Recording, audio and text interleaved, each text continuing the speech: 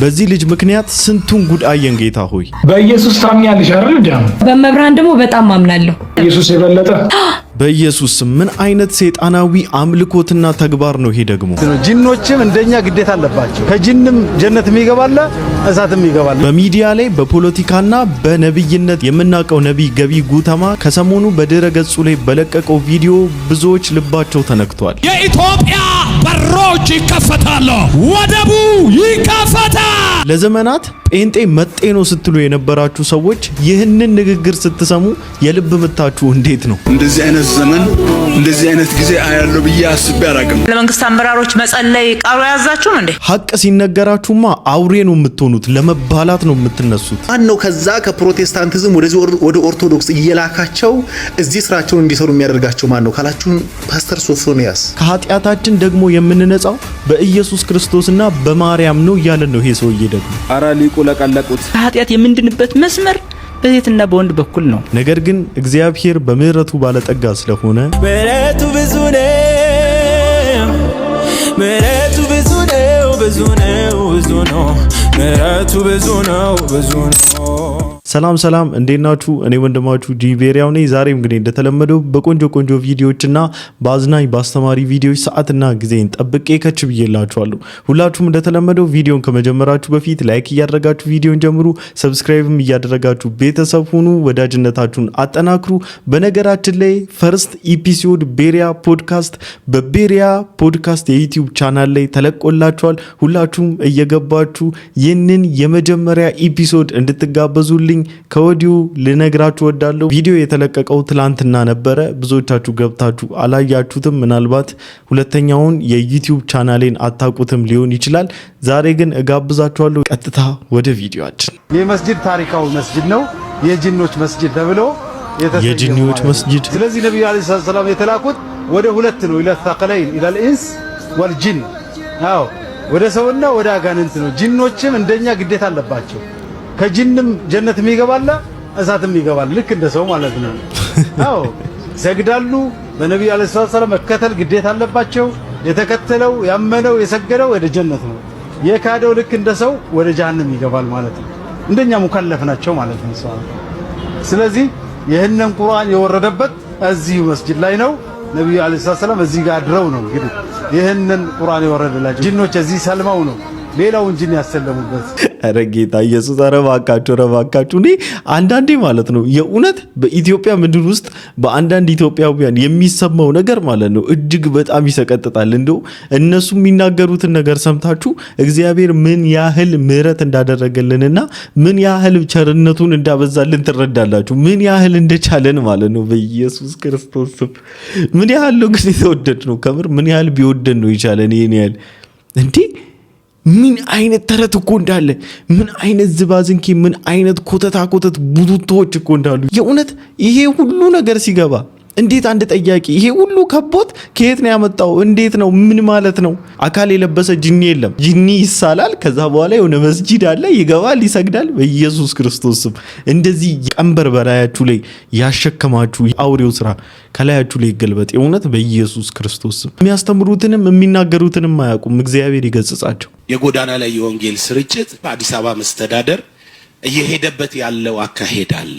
በዜና ስንሰማው የወንጌል ተቃውሞ ነው የሚመስለው። በፉክክር አገር ስለማትገነባ ጎዳናው የጋራችን ነው፣ ለሁሉም የሚበቃ ነውና የመንግስት ህግ ደግሞ ይሄንን ለመጠቀም አሰራር አለውና ይሄንን ግልጽ ሆኖ መቼ እንዴት በሚል ጥል ክርክርን ፉክክርን በሚያስወግድ መንገድ እንዴት እናስኪደው የሚል ተመካክረን ወደ እናንተ እናደርሳለን።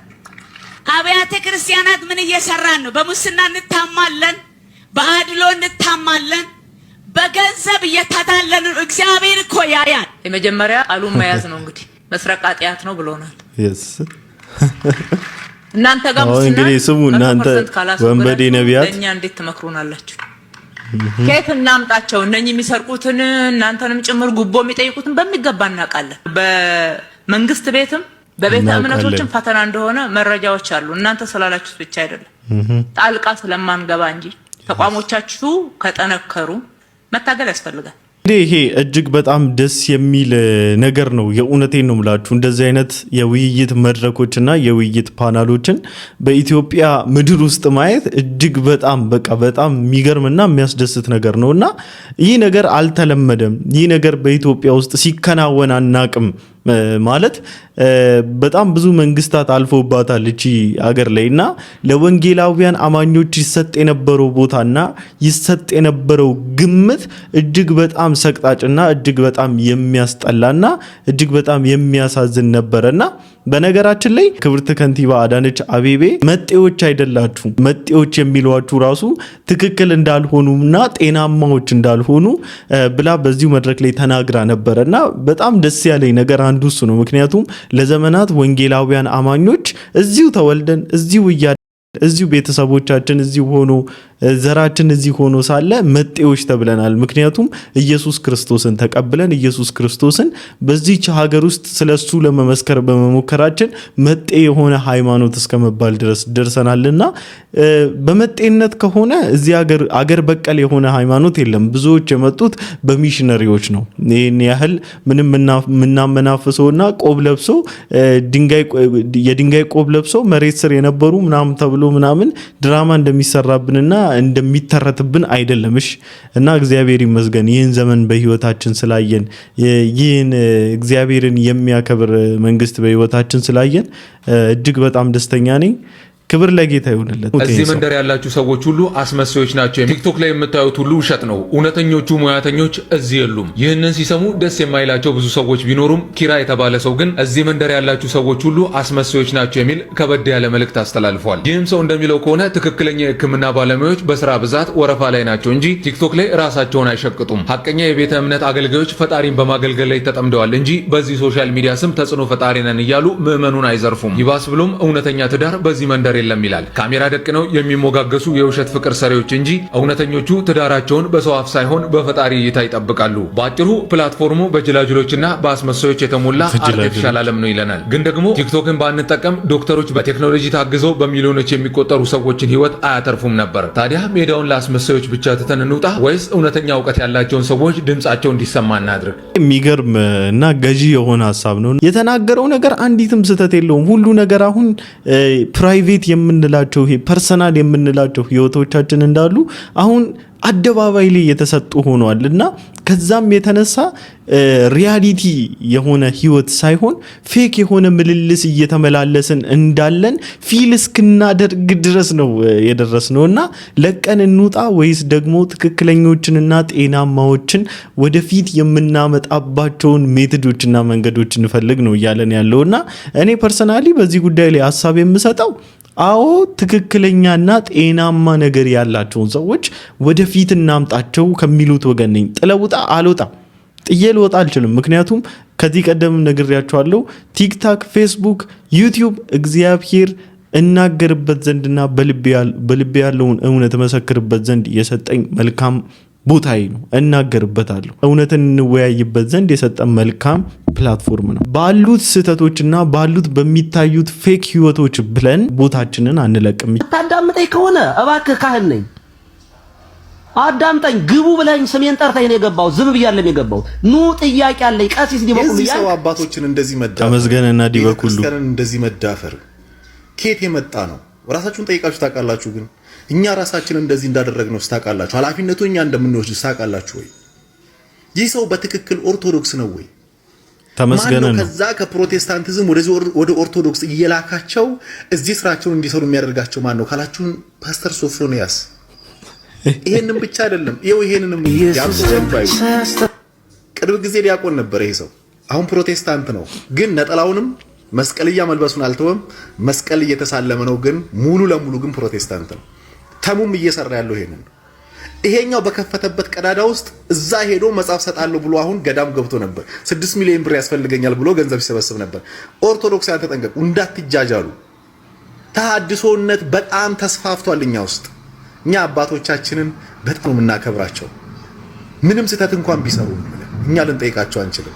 አንተ ይሄንን እንኳን ሳታቅ ኦርቶዶክስ ነኝ እያልክ ግን ኦርቶዶክስን እያጭበረበርክ ምንም ስህተት ቢሰሩ ማለት ነው።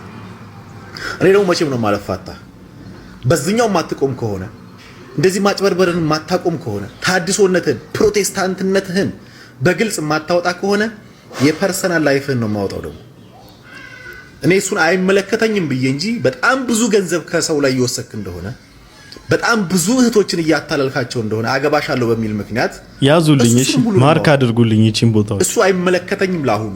አንተ ራስ ተረጋጋ። ያውቃሉ እኮ ይህ ተመስገን የሚባለው ሰው የእውነት የሃይማኖት ክሊር የሆነ የሃይማኖት ጥላቻ እንዳለበትና ማንም ከዚህ ከወንጌላውያን አማኞች ውስጥ የላከው ሰው የለም። በነገራችን ላይ ሶፎንያስን እንዴት ወንጌላውያን አማኞች ተወካይ አድርጋችሁ እንደምታስቡት ነው የምታስቁኝ።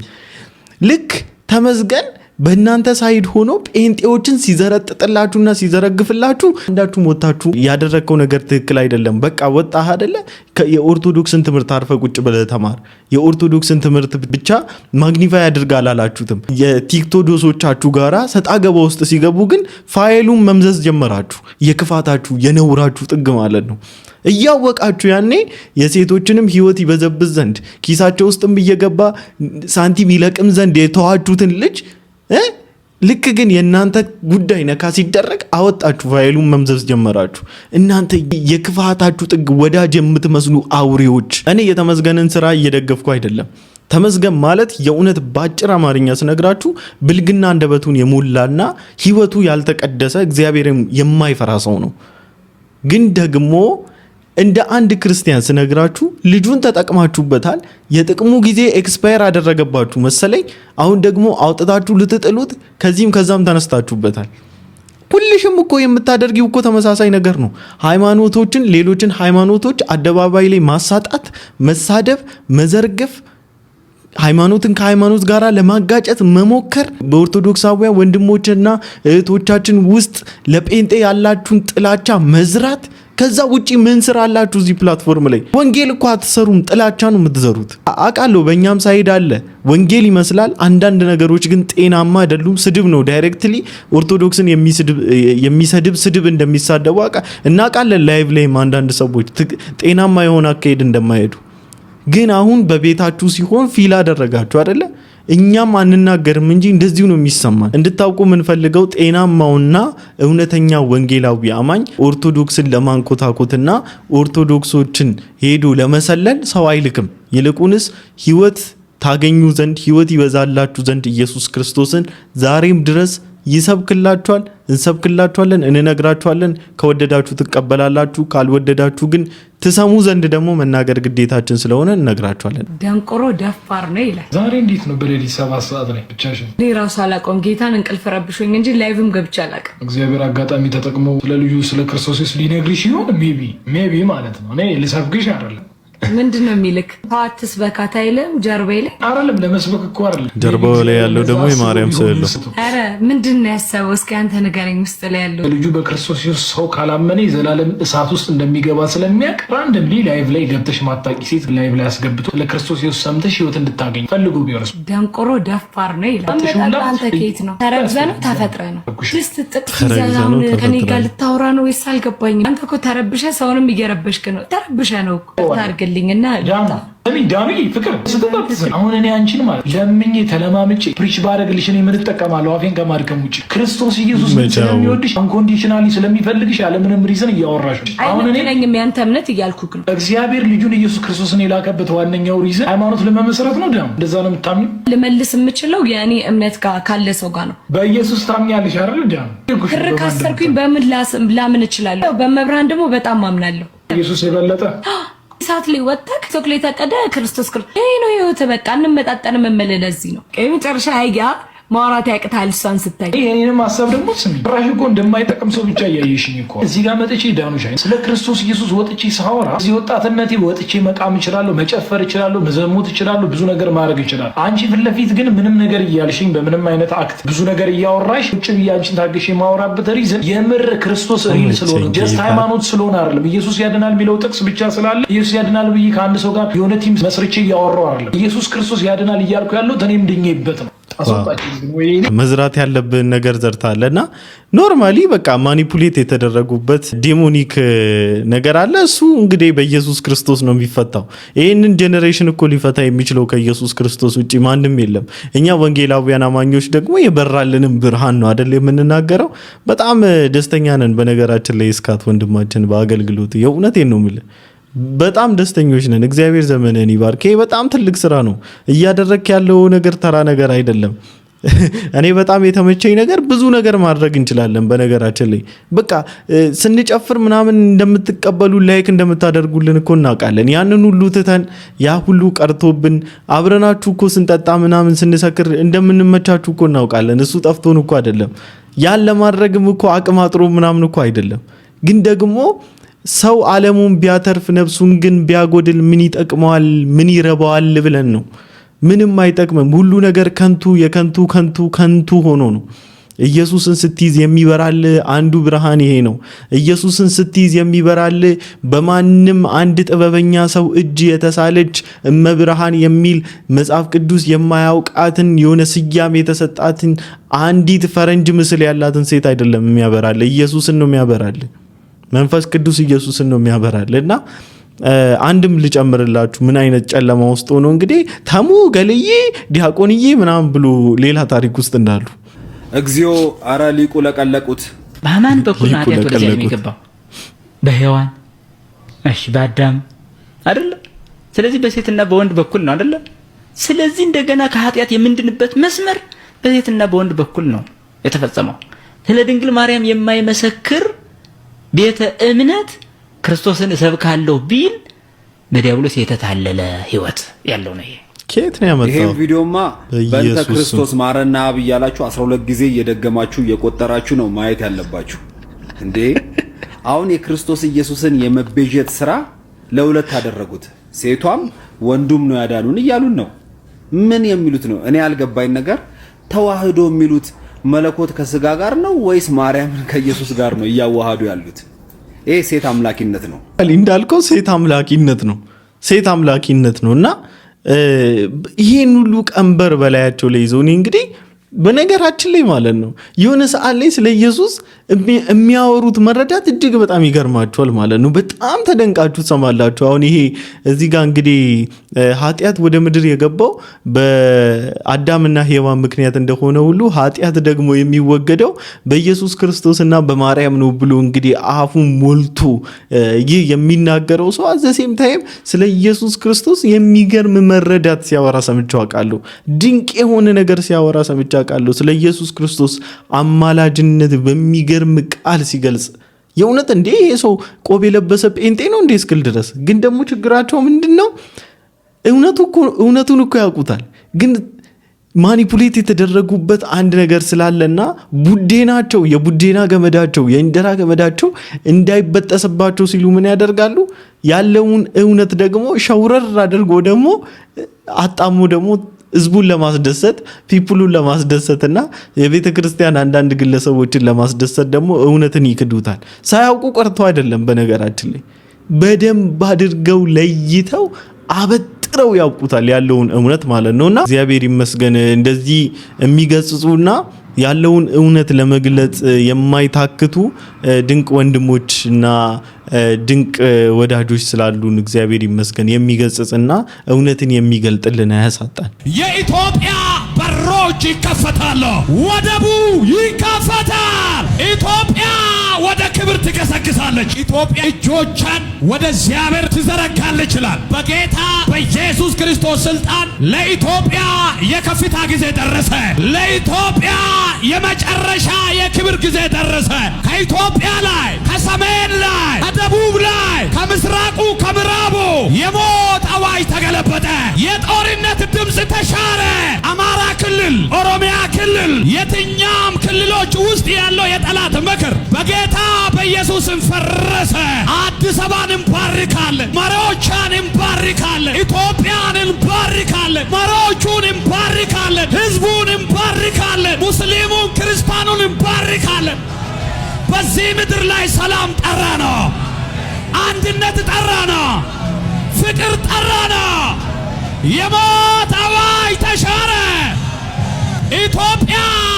ክብር ትገሰግሳለች። ስለ ሀያልነት ምናምን ስለ ሀገራት ሀያልነት ሳስብ የእውነቴን ነው የምላችሁ በአንዳንድ በውስን አገራት ውስጥ ያለው የፖለቲካ ያለመስማማት ዘረኝነት ጎሰኝነቱ ምናምን ነገር ባይኖር ኢትዮጵያ በጣም ሀያል ሀገር እንደምትሆን ግልጽ ነው። አሁንም እግዚአብሔር ይመስገን በጣም የሚገርም የእድገት ፍጥነት ላይ ናትና ፊል አደርጋለሁ።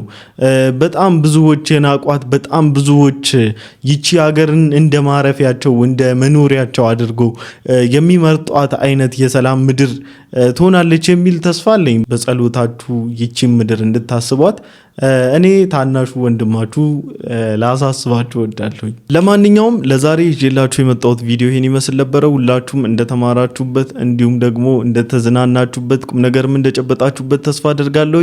በቀጣይ ቪዲዮ በሰፊው እስክንገናኝ ድረስ ሰላም ቆዩልኝ። ላይክ ያላደረጋችሁ ሰዎች ላይክ ማድረጋችሁ እንዳትረሱ፣ ሰብስክራይብ ያላደረጋችሁ ሰዎች ሰብስክራይብ እያደረጋችሁ ቤተሰብ ሁኑ። ወዳጅነታችሁን አጠናክሩ። ይመቻችሁ።